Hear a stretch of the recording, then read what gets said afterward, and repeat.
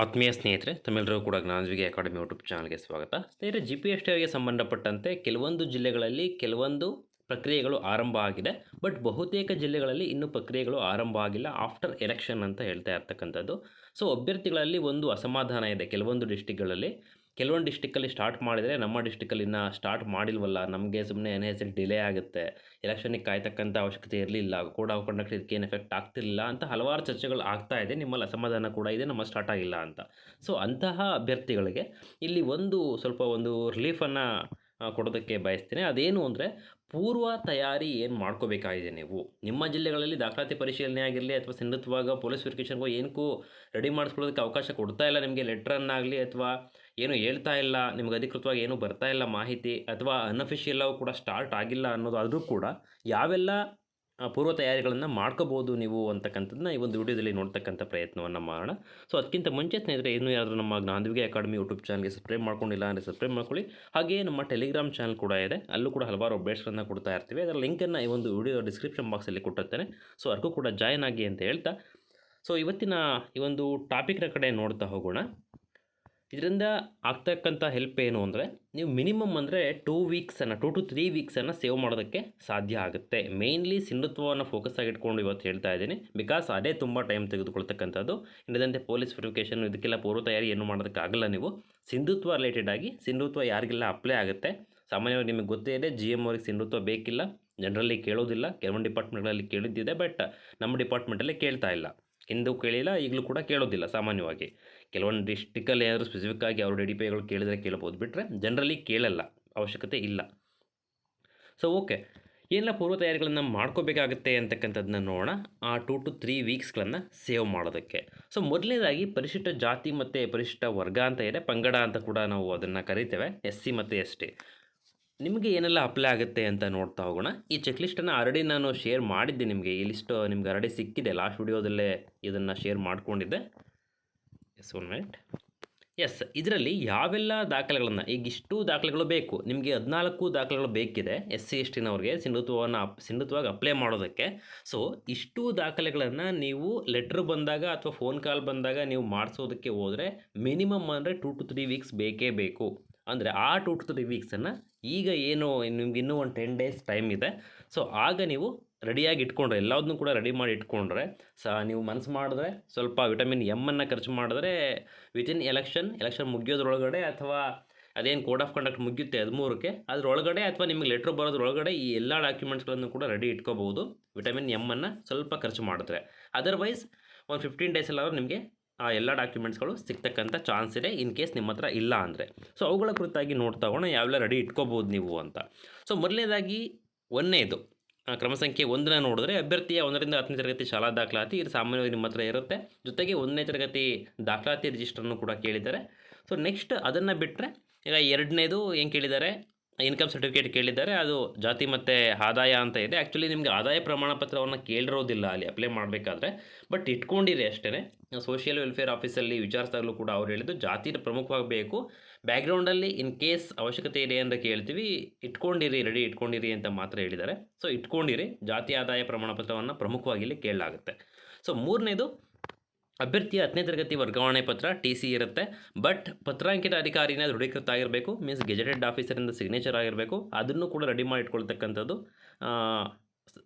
Best ಅಂತ ಕಾಣಿಸುತ್ತೆ. ಯಾಕಂದರೆ ಇನ್ನೇನು ಹತ್ರದಲ್ಲೇ ಇದೆ, ಇನ್ನೊಂದು 15 ದಿನ ತಿಂಗಳಲ್ಲಿ ಕರಿಬಹುದು, ಅಥವಾ ಲಾಸ್ಟ್ಗೆ ಅವ್ರು ಹೇಳಿದಾಗ ಅಟೆಸ್ಟ್ ಮಾಡಿಸ್ಕೊಳ್ತೀವಿ, ರೀಸೆಂಟೇ ಇರಲಿ, ತುಂಬ ಹಳೇದಾಗುತ್ತೆ ಈಗಲೇ ಮಾಡಿಸ್ಕೊಂಡ್ರೆ ಅನ್ನೋದಾದರೆ ಓಕೆ, ಲಾಸ್ಟ್ ಮೂಮೆಂಟಲ್ಲಿ ಬೇಕಿದ್ರು ಮಾಡಿಸ್ಕೋಬೋದು, ಇಲ್ಲ ಎಲ್ಲ ರೆಡಿ ಇಟ್ಕೊಳ್ಳೋದಾದ್ರೆ ಮಾಡಿಸ್ಕೊಳ್ಳಿ, ಪರವಾಗಿಲ್ಲ.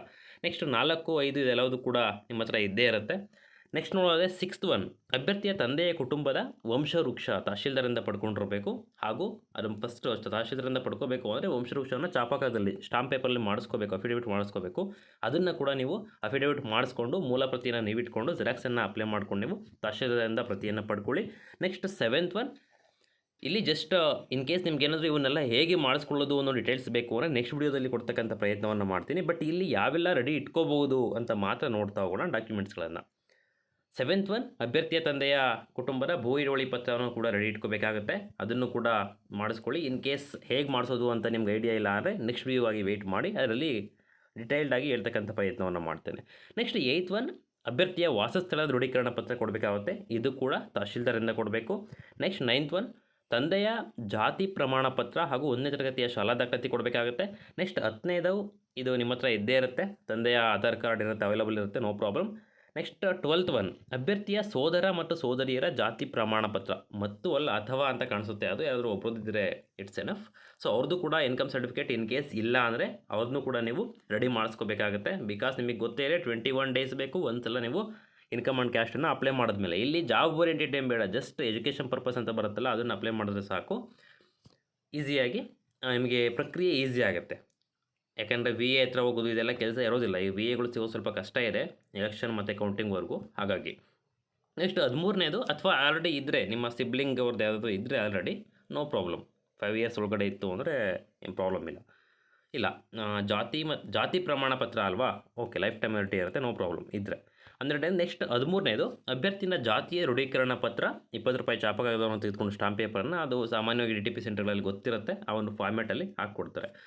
ಸೊ ಇದಿಷ್ಟು ರೆಡಿ ಮಾಡ್ಕೊಳ್ಬೇಕಾಗಿರ್ತಕ್ಕಂಥದ್ದು ಯಾರು SC ST ಕ್ಯಾಟಗರಿಯಲ್ಲಿ ಯಾರು ಬರ್ತೀರಿ, SC ST ಯಾರು ಅಭ್ಯರ್ಥಿಗಳಿದ್ದೀರಿ ಅಂಥವ್ರು. ಸೊ ಒಟ್ಟಾರೆಯಾಗಿ 1ನೇದು ಕ್ರಮ ಸಂಖ್ಯೆ 1, ಕ್ರಮ ಸಂಖ್ಯೆ 6, ಕ್ರಮ ಸಂಖ್ಯೆ 7, ಕ್ರಮ ಸಂಖ್ಯೆ 8, 9, 12 ಮತ್ತು 13, ಇದಿಷ್ಟು ದಾಖಲೆಗಳನ್ನು ಪ್ರಮುಖವಾಗಿ ನೀವು ರೆಡಿ ಇಟ್ಕೊಳ್ಳೇಬೇಕಾಗುತ್ತೆ. ಅಥವಾ ರೇಷನ್ ಕಾರ್ಡಲ್ಲಿ ಹೆಸರು ಬಿಟ್ಟು ಬರೋದು ಈ ಥರದ್ದು ಏನಾದರೂ ಇದ್ದರೆ ಅಂಥದ್ದನ್ನು ಕೂಡ ನೀವು, ಸಣ್ಣ ಪುಟ್ಟದ್ದು ಏನಾದರೂ ಇದ್ದರೆ, ಇಲ್ಲ ಆಧಾರ್ ಕಾರ್ಡಲ್ಲಿ ಅಡ್ರೆಸ್ ಚೇಂಜ್ ಮಾಡಿಸ್ಬೇಕು, ಈ ಥರದ್ದು ಏನಾದರೂ ಅವಶ್ಯಕತೆ ಇದ್ದರೆ ನಿಮಗೆ ಸ್ಪೆಸಿಫಿಕ್ಕಾಗಿ ಇಂಡಿವಿಜುವಲ್ ಪ್ರಾಬ್ಲಮ್ಸ್ ಏನಾದರೂ ಇದ್ದರೆ ಅಂಥದ್ದನ್ನ ರೆಡಿ ಮಾಡಿ ಇಟ್ಕೊಂಡ್ರೆ ಸಿಂಧುತ್ವವಾಗಿ ನಿಮಗೆ ಲೆಟ್ರ್ ಬಂದಾಗ 2 to 3 ವೀಕ್ಸನ್ನು ನೀವು ಸೇವ್ ಮಾಡೋದಕ್ಕೆ ಸಾಧ್ಯ ಆಗುತ್ತೆ. ಅಥವಾ ಲೆಟ್ರ್ ಬಂದಾಗ ಈ ಎಲ್ಲದನ್ನೂ ಕೂಡ ನಾವು ಸೋಷಿಯಲ್ ವೆಲ್ಫೇರ್ ಆಫೀಸಲ್ಲಿ ಹೋಗಿ ವಿಚಾರಿಸಿ ಇಷ್ಟೆಲ್ಲ ಡಾಕ್ಯುಮೆಂಟ್ಸನ್ನು ಪ್ರೊಡ್ಯೂಸ್ ಮಾಡಿ ಅಂತ ಅವ್ರು ಹೇಳಿದಾಗ ನೀವು ರೆಡಿ ಮಾಡಿಸ್ಕೊಂಡು ಕೂತ್ಕೊಳ್ತೀರಿ ಅಂದರೆ ಖಂಡಿತವಾಗಿಯೂ 2 to 3 ವೀಕ್ಸ್ ಹೋಗುತ್ತೆ. ಹಾಗೆ ಈಗಲೇ ಅಪ್ಲೈ ಮಾಡ್ಕೊಳ್ತಕ್ಕಂಥದ್ದು ಬೆಟರ್. ಸೊ ನೆಕ್ಸ್ಟ್ ಇದು SC ST ಆಯಿತು. ನೆಕ್ಸ್ಟ್ OBC ನೋಡ್ತಾ ಹೋಗೋಣ. OBCಗೆ ಇದು ಕೂಡ ಕವರ್ ಮಾಡಿದ್ದೆ ನಾನು ಹಿಂದಿನ ನುಡಿದಲ್ಲಿ ಯಾವೆಲ್ಲ ಡಾಕ್ಯುಮೆಂಟ್ಸ್ ಬೇಕು ಅಂತ. ಬಟ್ ಈಗ ಯಾವೆಲ್ಲ ರೆಡಿ ಇಟ್ಕೋಬೇಕಾಗುತ್ತೆ ನೀವು ಅಂತಕ್ಕಂಥದ್ದು ನೋಡೋಣ. ಫಸ್ಟ್ ಒನ್, ಮೋಸ್ಟ್ ಪ್ರಾಬ್ಲಿ ನಿಮ್ಮ ಹತ್ರ ಇರುತ್ತೆ ಅಥವಾ ಹೋದರೆ ಸ್ಕೂಲಲ್ಲಿ ಸಿಗುತ್ತೆ, ಅವತ್ತೇ ವಿತಿನ್ 1 ಅವರ್ ಸಿಗುತ್ತೆ ನಿಮಗೆ, HM ಅಥವಾ ಇನ್ಚಾರ್ಜ್ ಯಾರು ಸಿಕ್ಕಾಗ. ಸೊ ನೆಕ್ಸ್ಟ್ ಇಲ್ಲೂ ಕೂಡ ಅಷ್ಟೇ, ಯಾವ ಅಟೆಸ್ಟೆಡ್ ಅಲ್ಲಿ ಗೆಜೆಟೆಡ್ ಅಧಿಕಾರಿಯಿಂದ ದೃಢೀಕೃತ ಅಂತ ಇದೆ ಅವುಗಳನ್ನು ಗೆಜೆಟ್ ಮಾಡಿ ಇಟ್ಕೊಳ್ಳೋದು ಬೆಟರು, ಅಥವಾ ಲಾಸ್ಟ್ ಮೂಮೆಂಟಲ್ಲಿ ಮಾಡಿಸ್ಕೊಳ್ತೀನಿ ಅಂದರೂ ಕೂಡ ಓಕೆ, ನೋ ಪ್ರಾಬ್ಲಮ್. ಅದೇನು ತುಂಬ ಟೈಮ್ ತೊಗೊಳ್ತಕ್ಕಂಥದ್ದಲ್ಲ. 1 ಅವರಲ್ಲಿ ಯಾರು ಸಿಕ್ಕರೆ ಅಂದರೆ ಸ್ಕೂಲ್ HM, ಹೈಸ್ಕೂಲ್ HM ಅಥವಾ ಯಾರೊಬ್ಬರು ಸಿಗ್ತಾರೆ ಮಾಡಿಸ್ಕೋಬೋದಾಗಿರುತ್ತೆ. ಸೊ ನೆಕ್ಸ್ಟ್ 3rd ಒನ್ ಮಾಡಿಸ್ಕೋಬೇಕಾಗುತ್ತೆ, ತಂದೆಯ ಅಥವಾ ಸಹೋದರ ಸಹೋದರಿಯವರ ಶಾಲಾ ದಾಖಲಾತಿ ಪತ್ರ. ನಿಮ್ಮದನ್ನು ತೆಗೆದುಕೊಳ್ಳೋಕೆ ಹೋದಾಗ ಅವ್ರದ್ದು ಕೂಡ ತೆಗೆದುಕೊಳ್ಬೋದು, ಒಂದೇ ಸಲ ಕೆಲಸ ಆಗುತ್ತೆ. ನೆಕ್ಸ್ಟ್ 4th ಒನ್, ತಂದೆ ಅಥವಾ ತಾಯಿಯ ಜಾತಿ ಆದಾಯ ಪ್ರಮಾಣ ಪತ್ರ, ಅದನ್ನು ಕೂಡ ರೆಡಿ ಮಾಡ್ಕೋಬೇಕಾಗುತ್ತೆ. Next 5th one, in case ಅವರು ಎಜುಕೇಟೆಡ್ ಅಲ್ಲ ಅಂದರೆ ಹೇಗೆ, ಇದೆಲ್ಲದನ್ನು ಕೂಡ ನೆಕ್ಸ್ಟ್ ವಿಡಿಯೋದಲ್ಲಿ ಮಾತಾಡೋಣ. ಈಗ ಸದ್ಯಕ್ಕೆ ಯಾವೆಲ್ಲ ಬೇಕು ಅಂತ ಮಾತ್ರ ನೋಡೋಣ. ನೆಕ್ಸ್ಟ್ 5th ಒನ್, ತಂದೆ ಅಥವಾ ತಾಯಿಯ ವಾಸಸ್ಥಳ ದೃಢೀಕರಣ ಪತ್ರ ಬೇಕಾಗುತ್ತೆ. ನೆಕ್ಸ್ಟ್ 6th ಒನ್ ಬೇಕಾಗುತ್ತೆ, ವಂಶವೃಕ್ಷ. ಆ್ಯಂಡ್ 9ನೇದು ಬೇಕಾಗುತ್ತೆ, 7, 8 ಇದೆಲ್ಲ ಇದ್ದೇ ಇರುತ್ತೆ ನಿಮ್ಮ ಹತ್ರ. ಸೊ 9ನೇದು ಭೂ ಹಿಡುವಳಿ ಪತ್ರ ಬೇಕಾಗುತ್ತೆ, ಮತ್ತು RTC ಬೇಕಾಗುತ್ತೆ, ಅದನ್ನೇ ನಿಮಗೆ ಸಿಗುತ್ತೆ. 10 or 20 ರುಪೀಸನ್ನು ಪೇ ಮಾಡಿದ್ರೆ ಸಿಗುತ್ತೆ ನಿಮಗೆ. ನೆಕ್ಸ್ಟ್ 10th ಒನ್, ತಹಶೀಲ್ದಾರ್ ಅವರಿಂದ ಜಾತಿ ಮತ್ತು ಆದಾಯ ದೃಢೀಕರಣ ಪತ್ರ. ಇದನ್ನು ಅಪ್ಲೈ ಮಾಡಬೇಕಾದ್ರೆ ನೀವು ರೆಡಿ ಇಟ್ಕೊಂಡಿರ್ತೀರಿ. ಸೊ ಅದನ್ನು ಮೂಲಪ್ರತಿಯನ್ನು ಇಟ್ಕೋಬೇಕಾಗುತ್ತೆ. ಮೂಲಪ್ರತಿ ಜೆರಾಕ್ಸು ಏನು ಡಿಫ್ರೆನ್ಸ್ ಇಲ್ಲ, ಬಟ್ ಅದನ್ನು ಇಟ್ಕೋಬೇಕಾಗುತ್ತೆ ಅಷ್ಟೇ. ನೆಕ್ಸ್ಟ್ 11ನೇದು, 10th ಆಯಿತು. 11ನೇದು, ತಂದೆ ಅಥವಾ ತಾಯಿ ಅಥವಾ ಗಂಡ ಹೆಂಡತಿಯ ಅವರು ಏನಾದರೂ ಸರ್ಕಾರಿ ಉದ್ಯೋಗಿ ಆಗಿದ್ದರೆ ಅವರು ಅರ್ಜಿ ಸಲ್ಲಿಸಿದ್ದ ದಿನಾಂಕದಿಂದ ಹಿಂದಿನ 12 ತಿಂಗಳ ವೇತನ ದೃಢೀಕರಣ ಪತ್ರವನ್ನು ಪಡ್ಕೋಬೇಕಾಗುತ್ತೆ. ಇದಕ್ಕೇನು ಜಾಸ್ತಿ ಇರತಕ್ಕಂಥ ಅವಶ್ಯಕತೆ ಇಲ್ಲ. 11 ಮತ್ತು 12ಕ್ಕೆ ನಿಮಗೆ ಗೊತ್ತೇ ಇರುತ್ತೆ. ಇನ್ ಕೇಸ್ ಯಾರಾದರೂ ಗೌರ್ಮೆಂಟ್ ಎಂಪ್ಲಾಯೀಸ್ ಮನೇಲಿದ್ದರೆ ಹೇಗೆ ಅಂತ ನಿಮಗೆ ಗೊತ್ತಿಲ್ಲ ಅಂದರೂ ಆ ಗೌರ್ಮೆಂಟ್ ಎಂಪ್ಲಾಯೀಸ್ಗಂತೂ ಗೊತ್ತೇ ಇರುತ್ತೆ. ಹಾಗಾಗಿ ಅದ್ರ ಬಗ್ಗೆ ಜಾಸ್ತಿ ಹೇಳ್ತಕ್ಕಂಥ ಅವಶ್ಯಕತೆ ಇಲ್ಲ. ನೆಕ್ಸ್ಟ್ 13ನೇದು, ಅಭ್ಯರ್ಥಿಯ ಹೆಸರಿನಲ್ಲಿ 20 ರೂಪಾಯಿ ಚಾಪಕ್ಕಾಗ್ತದೆ, ಅದರಲ್ಲಿ ಮುಚ್ಚಳಿಕೆ ಪತ್ರ. ಈ ಹಿಂದೆ SC ST ಅಲ್ಲಿ ಹೇಳಿದಾಗ ಇಲ್ಲೂ ಕೂಡ 20 ರೂಪೀಸ್ ಚಾಪಕಾಗದವನ್ನು ತೆಗೆದುಕೊಂಡು ಡಿಕ್ಲರೇಷನ್ ಕೊಡಬೇಕಾಗುತ್ತೆ ಒಂದು. ಅದು ಕೂಡ DTP ಸೆಂಟರ್ಗೆ ಫಾರ್ಮ್ಯಾಟ್ ರೆಡಿ ಇರುತ್ತೆ. ನಿಮ್ಮ ಅಡ್ರೆಸ್ಸು ಮತ್ತು ನೇಮನ್ನು ಚೇಂಜ್ ಮಾಡಿ ಜಸ್ಟ್ ಅವರು ತೆಗೆದುಕೊಡ್ತಾರೆ, no problem. So next 14th one, ಅಭ್ಯರ್ಥಿಯ ತಂದೆ ತಾಯಿ ಅಥವಾ ಗಂಡನ ಹೆಸರಿನಲ್ಲಿ ಪಡೆದ ಆದಾಯ ತೆರಿಗೆ ದೃಢೀಕರಣ ಪತ್ರ. ಇವೆರಡು 14 ಮತ್ತು 15 ಎರಡೂ ಕೂಡ IT ಡಿಪಾರ್ಟ್ಮೆಂಟ್ಗೆ ರಿಲೇಟೆಡ್ ಆಗಿರ್ತಕ್ಕಂಥದ್ದು. ಸೊ ಅದು ಕೂಡ ನಿಮಗೆ ಆಲ್ಮೋಸ್ಟ್ ಕೆಲವೊಂದು ಕಡೆ ಏನು ಹೇಳ್ತಾ ಇದ್ದಾರೆ ಕೆಲವೊಂದು ಡಿಸ್ಟಿಕ್ಗಳಲ್ಲಿ ಅಂದರೆ ಇಟ್ ಡಿಪೆಂಡ್ಸ್ ಆನ್ ದ ಅಲ್ಲಿ ಕೇಸ್ ವರ್ಕರ್, ನಿಮ್ಮ ಡಿಪಾರ್ಟ್ಮೆಂಟಲ್ಲಿ ಹೇಗೆ ಹೇಳ್ತಾರೆ ಅಂತಕ್ಕಂಥದ್ರ ಮೇಲೆ ಡಿಪೆಂಡ್ ಆಗುತ್ತೆ. ಕೆಲವೊಂದು ಕಡೆ ಇನ್ಕಮ್ ಟ್ಯಾಕ್ಸ್ ಡಿಪಾರ್ಟ್ಮೆಂಟ್ಗೆ ಹೋಗಿ ಲೆಟರ್ನ ತೆಗೆದುಕೊಂಬನ್ನಿ ಅಂತ ಹೇಳ್ತಾರೆ. ಅದು ಕೂಡ ಬೇಗನೆ ಸಿಗುತ್ತೆ, ಅಲ್ಲಿ ಆಫೀಸರ್ಗಳು ಸಿಕ್ಕರು ಅಂದರೆ ಬೇಗ ಸಿಗುತ್ತೆ. ಕೆಲವೊಂದು ಕಡೆ ಒಂದು ಮುಚ್ಚಳಿಕೆಯನ್ನು ಕೊಡಿ ಸಾಕು ಅಂತ ಕೂಡ ಕೇಳ್ತಾ ಇದ್ದಾರೆ. ನಾನು ವಿಚಾರಿಸಿದ ಮಟ್ಟಿಗೆ, ಸೊ ರೀಸೆಂಟಾಗಿ ವಿಚಾರಿಸಿದೆ, ಒಂದು 2-3 ಕಡೆ ವಿಚಾರಿಸಿದಾಗ ಆ ರೀತಿ ಹೇಳ್ತಾ ಇದ್ದಾರೆ. ಕೆಲವೊಂದು ಕಡೆ ನೀವೇ ಡಿಕ್ಲರೇಷನ್ ಕೊಡಿ ಅಫಿಡೇವಿಟಲ್ಲಿ ಅಂತಾರೆ, ಕೆಲವೊಂದು ಕಡೆ ಡಿಪಾರ್ಟ್ಮೆಂಟ್ಗೆ ಹೋಗಿ ಲೆಟ್ರನ್ನ ತೊಗೊಂಬನ್ನಿ ಅಂತಾರೆ. ಸೊ ಹಾಗಾಗಿ ಅದು ನಿಮ್ಮ ಡಿಸ್ಟ್ರಿಕ್ಟ್ ಮೇಲೆ ಡಿಪೆಂಡ್ ಆಗಿರುತ್ತೆ. ಸೊ ಅದನ್ನು ಪೆಂಡಿಂಗ್ ಇಟ್ಕೊಂಡಿದ್ರು ಓಕೆ, ಅಥವಾ ರೆಡಿ ಮಾಡಿಸ್ಕೊಂಡ್ರು ಓಕೆ. ಹೋಗಿ DTP ಸೆಂಟರ್ಗಳಲ್ಲಿ ಸ್ಟಾಂಪ್ ಪೇಪರ್ನ ಏನು ತೆಗೆದುಕೊಳ್ತೀರಿ ಅಂಥ ಕಡೆ ವಿಚಾರಿಸಿದ್ರೆ ನಿಮಗೆ ಗೊತ್ತಾಗುತ್ತೆ ನಿಮ್ಮ ಡಿಸ್ಟಿಕಲ್ಲಿ ಹೇಗಿದೆ ಅಂತಕ್ಕಂಥದ್ದು. ಅಥವಾ ಡೈರೆಕ್ಟಾಗಿ ಆಫೀಸ್ಗಳಿಗೆ ಹೋದರೂ ಕೂಡ ಓಕೆ, ಡಿಸ್ಟಿಕ್ ಆಫೀಸ್ಗಳಿಗೆ. ಸೊ ಇದಿಷ್ಟು. ಇನ್ನು ಅಧಿಸೂಚನೆಯ ಪ್ರತಿ SC/ST ಅಲ್ಲಿ ಕೇಳಿರಲಿಲ್ಲ, ಇಲ್ಲಿ ಕೇಳಿದ್ದಾರೆ. ಬಹುಶಃ ಅಲ್ಲೂ ಕೇಳ್ತಾರೆ ಏನೋ ಗೊತ್ತಿಲ್ಲ, ಅಲ್ಲಿ ಮೆನ್ಷನ್ ಮಾಡೋದನ್ನು ಬಿಟ್ಟಿರಬಹುದು. ಬಟ್ ಇಲ್ಲಿ ಅಧಿಸೂಚನೆ ಮೀನ್ಸ್ ಏನು ನೋಟಿಫಿಕೇಷನ್ ನಿಮ್ಮ ಡಿಸ್ಟಿಕ್ಕಿಗೆ ಆಗಿತ್ತು, ಮಾರ್ಚ್ 21 ಏನು ನೋಟಿಫಿಕೇಷನ್ ಆಗಿತ್ತಲ್ಲ 2022ನಲ್ಲಿ, ಅದರ ಒಂದು ಪ್ರತಿಯನ್ನು ಪ್ರಿಂಟ್ ಇಟ್ಕೊಂಡಿರ್ಬೇಕಾಗುತ್ತೆ ನೀವು. ಮೋಸ್ಟ್ ಪ್ರಾಬ್ಲಿ ಫಸ್ಟ್ ಪೇಜನ್ನು ಕೇಳ್ತಾರೆ, ಆ ಡೇಟ್ ಇರುತ್ತಲ್ಲ ಅದನ್ನು ಮಾತ್ರ ಕೇಳ್ತಾರೆ. ಬಟ್ ಇನ್ನೇನು ಒಂದು 20 ಪೇಜಸ್ ಇದೆ ಅಂತ ಕಾಣಿಸುತ್ತೆ. ಸೊ ಅದನ್ನು ಒಂದು ಪ್ರಿಂಟೌಟ್ ಇಟ್ಕೊಂಡಿದ್ರೆ ಬೆಟರು, ಅಥವಾ ಲಾಸ್ಟ್ ತೆಗೆದುಕೊಳ್ತೀವಿ ಅಂದರೂ ಕೂಡ ಓಕೆ. ಸೊ ಇದಿಷ್ಟು OBC ಕ್ಯಾಟಗರಿ ಅವ್ರಿಗೆ ಸೀರಿಯಲ್ ನಂಬರ್ 1, 3, 4, 5, 6, 9, 11, 12, 13, 10 ಕೂಡ ಅದು ನಿಮ್ಮ ಹತ್ರ ಇರುತ್ತೆ. 13, 14, 15 ಆ್ಯಂಡ್ 16 ಅಥವಾ ಲಾಸ್ಟಿಗೆ ತೊಗೊಂಡ್ರು ಓಕೆ. ಇದಿಷ್ಟನ್ನು ನೀವು ರೆಡಿ ಇಟ್ಕೊಳ್ಳೇಬೇಕಾಗತ್ತೆ. ಇದಿಷ್ಟನ್ನು ರೆಡಿ ಇಟ್ಕೊಂಡ್ರೆ ನಿಮಗೆ ಯಾವಾಗ ಸಿಂಧುತ್ವವನ್ನು ಮಾಡಿಸ್ಕೊಡಿ ಅಂತ ಲೆಟ್ರೋ, ಫೋನ್ ಕಾಲೋ ಏನೋ ಬರುತ್ತೆ, ಅದು ಬರ್ತಿದ್ದಂಗೆ ಇಮಿಡಿಯೇಟಾಗಿ ನೀವು ಹೋಗಿ ಅಪ್ಲೈ ಮಾಡೋದಕ್ಕೆ ಈಸಿ ಆಗುತ್ತೆ. ಅಥವಾ ಸಣ್ಣ ಪುಟ್ಟದ್ದು ಏನಾದರೂ ಇನ್ನೂ ಕೇಳ್ತಾ ಇದ್ದಾರೆ ಅಂದರೆ ಈಸಿಯಾಗಿ ನೀವು 1 or 2 ಡೇಸಲ್ಲಿ ಅದನ್ನು ಕ್ಲಿಯರ್ ಮಾಡಿಕೊಂಡು, ಅಥವಾ ಸಾಧ್ಯವಾದರೆ ಅವತ್ತೇ ಕ್ಲಿಯರ್ ಮಾಡ್ಕೊಂಡು ಅದೆಲ್ಲದನ್ನು ಕೂಡ ಪಡೆದುಕೊಂಡು ಇಮಿಡಿಯೇಟ್ ನೀವು ಸಿಂಧುತ್ವಕ್ಕೆ ಅಪ್ಲೈ ಮಾಡ್ಬೋದು. ಅದಾದ 21 ದಿನಗಳ ಒಳಗಾಗಿ, 21 ವರ್ಕಿಂಗ್ ಡೇಸ್ ಆಗಬೇಕು. ಆ ವರ್ಕಿಂಗ್ ಡೇಸ್ ಒಳಗಾಗಿ ನಿಮಗೆ ಸಿಂಧುತ್ವ ಪ್ರಮಾಣ ಪತ್ರ ಸಕಾಲದಡಿಯಲ್ಲಿ ಸಿಗಲೇಬೇಕಾಗುತ್ತೆ, ಒದಗಿಸ್ಕೊಡ್ಲೇಬೇಕಾಗುತ್ತೆ. ಇಲ್ಲಿ ಸಿಂಧುತ್ವನ ಮಾಡಿಸೋದಕ್ಕೆ ಟೈಮ್ ತೆಗೆದುಕೊಳ್ಳುತ್ತೆ ಅಂತಕ್ಕಂಥದ್ದು ನಿಮ್ಮೆಲ್ಲರಿಗೂ ಕೂಡ ಗೊತ್ತೇ ಇದೆ. ಟೈಮ್ ತೆಗೆದುಕೊಳ್ಳೋದು ಯಾಕೆ ಅಂದರೆ, ಆ ಸಿಂಧುತ್ವ ಸರ್ಟಿಫಿಕೇಟ್ಗೆ ಅಪ್ಲೈ ಮಾಡಿದ ಮೇಲಲ್ಲ, ಅದನ್ನು ಅಪ್ಲೈ ಮಾಡೋದಕ್ಕಿಂತ ಮುಂಚೆ ಪೂರ್ವ ತಯಾರಿ ಬೇಕಲ್ಲ, ಆ ಪೂರ್ವ ತಯಾರಿಯಲ್ಲಿ ಟೈಮನ್ನು ಕನ್ಸ್ಯೂಮ್ ಮಾಡ್ತಕ್ಕಂಥದ್ದು. ಯಾಕೆ ಇಷ್ಟೆಲ್ಲ ಡಾಕ್ಯುಮೆಂಟ್ಸನ್ನು ಅರೇಂಜ್ ಮಾಡ್ಕೋಬೇಕಾಗುತ್ತೆ. ಅಲ್ಲಿ SC/STನವ್ರಿಗೆ 14 ಇತ್ತು ಅಂತ ಕಾಣಿಸುತ್ತೆ, ಇಲ್ಲಿ OBCನವ್ರಿಗೆ 16 ಡಾಕ್ಯುಮೆಂಟ್ಸು. ಇವೆಲ್ಲವನ್ನೂ ಕೂಡ ರೆಡಿ ಮಾಡ್ಕೊಳ್ತಕ್ಕಂಥ ಟೈಮ್ ಆಗುತ್ತೆ ಹೊರತು ಸಿಂಧುತ್ವವಾಗಿ ಅಪ್ಲೈ ಮಾಡಿದ ಮೇಲೆ ಅದು ಟೈಮ್ ತೆಗೆದುಕೊಳ್ಳೋದಿಲ್ಲ. ಸಿಂಧುತ್ವವಾಗಿ ಅಪ್ಲೈ ಮಾಡಿದ್ರೆ ನೀವು ಒನ್ಸ್, ಅದಾದಮೇಲೆ 21 ವರ್ಕಿಂಗ್ ಡೇಸಲ್ಲಿ ಅವ್ರು ಕೊಡಲೇಬೇಕಾಗುತ್ತೆ. ಜಸ್ಟ್ ಜಾತಿ ಮತ್ತು ಆದಾಯ ಪ್ರಮಾಣ ಪತ್ರವನ್ನು ಹೇಗೆ 21 ಡೇಸ್ ಇದೆ ಸಕಾಲದಡಿಯಲ್ಲಿ, ಹಾಗೆ ಇದಕ್ಕೂ ಕೂಡ 21 ಡೇಸ್ ಇರ್ತಕ್ಕಂಥದ್ದು. ಸೊ ನೀವು ಈ ಬ್ಯಾಕ್ಗ್ರೌಂಡಲ್ಲಿ ಎಲ್ಲ ಪೂರ್ವ ತಯಾರಿಯನ್ನು ಮಾಡಿಕೊಂಡು ಈ ಎಲ್ಲ ಸರ್ಟಿಫಿಕೇಟನ್ನು ರೆಡಿ ಇಟ್ಕೊಂಡಿದ್ದೀರಾ ಅಂದರೆ ಖಂಡಿತವಾಗಿಯೂ ನಿಮಗೆ ಮ್ಯಾಕ್ಸಿಮಮ್ ಅಂದರೆ 3 ವೀಕ್ಸ್ ಒಳಗಡೆ ಸರ್ಟಿಫಿಕೇಟ್ ಸಿಗುತ್ತೆ. ಅಥವಾ ವರ್ಕಿಂಗ್ ಡೇಸ್ ಏನಾದರೂ ಸ್ವಲ್ಪ ರಜೆ ಬಂತು ಅಂದರೆ ಒಂದು 25 ಡೇಸ್ ಒಳಗಡೆ ಅಂತೂ ನಿಮಗೆ ಅಪ್ಲೈ ಮಾಡಿದ್ಮೇಲೆ ಸಿಕ್ಕೇ ಸಿಗುತ್ತೆ. ಸೊ ಫ್ರೆಂಡ್ಸ್, ಇದಿಷ್ಟು ನೀವು ಸಿಂಧುತ್ವವನ್ನು ಮಾಡಿಸ್ಕೊಳ್ಳೋದಕ್ಕೆ ನಿಮಗೆ ಲೆಟರ್ ಸಿಗ್ತಾ ಇಲ್ಲ, ಏನು ಮಾಡೋದು ಅಂತ ನೀವೇನಾದರೂ ಆತಂಕದಲ್ಲಿದ್ದರೆ, ಅಥವಾ ಸುಮ್ಮನೆ ಟೈಮ್ ವೇಸ್ಟ್ ಆಗ್ತಾ ಇದೆ ಅಂತಕ್ಕಂಥದ್ದು ಏನಾದರೂ ಇದ್ದರೆ, ನಿಮ್ಮ ಬಳಿ ಇನ್ನೂ ಎಷ್ಟೆಲ್ಲ ಕೆಲಸ ಇದೆ, ನಾವು DDP ಮೇಲೆ ಡಿಪೆಂಡ್ ಆಗಬಾರ್ದು, ಅದಕ್ಕೆ ಮುಂಚೆ ಎಷ್ಟೆಲ್ಲ ಕೆಲಸವನ್ನು ನಾವು ರೆಡಿ ಇಟ್ಕೋಬೇಕಾಗುತ್ತೆ ಅಂತಕ್ಕಂಥದ್ದನ್ನ ಇಲ್ಲಿ ಬ್ರೀಫಾಗಿ ನೋಡ್ತಕ್ಕಂಥ ಪ್ರಯತ್ನವನ್ನು ಮಾಡ್ತೇವೆ. ಸೊ ಇನ್ನೂ ಈ ಕೆಲವೊಂದು ಡಾಕ್ಯುಮೆಂಟ್ಸ್ ನಿಮ್ಮ ಹತ್ರ ಆಲ್ರೆಡಿ ಇರಬಹುದು, ಅಥವಾ ಕೆಲವೊಂದಷ್ಟು ಅಭ್ಯರ್ಥಿಗಳು ಯಾವೆಲ್ಲ ಡಾಕ್ಯುಮೆಂಟ್ಸನ್ನು ಮಾಡಿಸ್ಕೋಬೇಕು ಅನ್ನೋದನ್ನ ಮುಂಚೆ ತಿಳ್ಕೊಂಡು ಒಂದಲ್ಲ ಒಂದು ಮೂಲಗಳಿಂದ ಈಗ ಆಲ್ರೆಡಿ ಕೆಲವೊಬ್ಬರು ರೆಡಿ ಮಾಡಿಸ್ಕೊಂಡು ಕೂಡ ಇರ್ತೀರಿ ಅಂತ ಭಾವಿಸ್ತೇನೆ.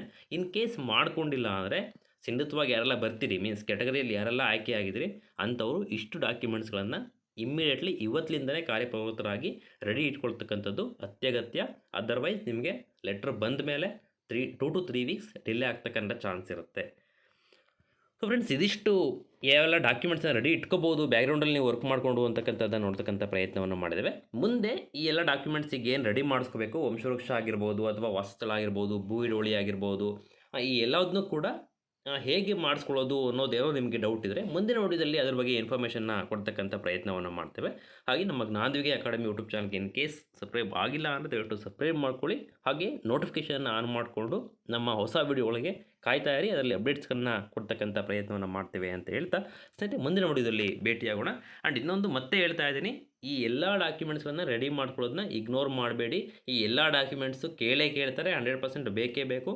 ಹಾಗಾಗಿ ಇಟ್ಕೊಂಡಿರಿ. ಇನ್ ಕೇಸ್ ನಿಮ್ಮ ಡಿಸ್ಟಿಕಲ್ಲಿ ಯಾವುದೋ ಒಂದು ಕೇಳ್ತಾ ಇಲ್ವಾ, ನೋ ಪ್ರಾಬ್ಲಮ್, ಅದನ್ನು ಸ್ಕಿಪ್ ಮಾಡಿ ಮನೇಲಿ ಇಟ್ಕೊಂಡಿರಿ, ನೋ ಪ್ರಾಬ್ಲಮ್. ಅದಕ್ಕೇನು ನೀವು 1000 ರೂಪಾಯಿ ಖರ್ಚು ಮಾಡಲ್ಲ, ಒಂದು 50 ರೂಪಾಯಿ 100 ರೂಪಾಯಿ ಖರ್ಚು ಮಾಡ್ತೀರಾ ಅಷ್ಟೇ. ಬಟ್ ಯಾವುದೋ ಒಂದು ಸರ್ಟಿಫಿಕೇಟ್ ಬೇಕು ಅಂದಾಗ ನೀವು 2 ವಾರ 3 ವಾರ ಕಾಯಬೇಕಾಗುತ್ತೆ ಅನಾವಶ್ಯಕವಾಗಿ. ಸೊ ಅದನ್ನು ತಪ್ಪಿಸಬೇಕು ಅಂದರೆ ಇವತ್ತಿನಿಂದನೇ ಕಾರ್ಯಪ್ರವೃತ್ತರಾಗಿ, ಇನ್ನೂ ಕೂಡ 1 ವೀಕ್ ಮೇಲಿದೆ. ಯಾಕೆಂದರೆ 13ನೇ ತಾರೀಕು ಕೋಡ್ ಆಫ್ ಕಂಡಕ್ಟ್ ಇರತಕ್ಕಂಥದ್ದು, 15 ಮೇಲೇ ಇವರು ಏನೇ ಪ್ರಕ್ರಿಯೆಗಳನ್ನು ಅಧಿಕೃತವಾಗಿ ಸ್ಟಾರ್ಟ್ ಮಾಡಿದ್ರು ಕೂಡ. ಸೊ ಅದಷ್ಟು ಬೇಗ ನಿಮ್ಮ ಪೂರ್ವ ತಯಾರಿಗಳನ್ನು ಮುಗಿಸ್ಕೊಂಡು ಲೆಟರ್ ಬರ್ತಿದ್ದಂಗೆ ಸಿಂಧುತ್ವವಾಗಿ ಅಪ್ಲೈ ಮಾಡ್ತಕ್ಕಂಥ ಪ್ರಯತ್ನವನ್ನು ಮಾಡಿ ಅಂತ ಹೇಳ್ತಾ ಸ್ನೇಹಿತರೆ, ಮುಂದಿನ ವಿಡಿಯೋದಲ್ಲಿ ಭೇಟಿಯಾಗೋಣ. ಧನ್ಯವಾದಗಳು.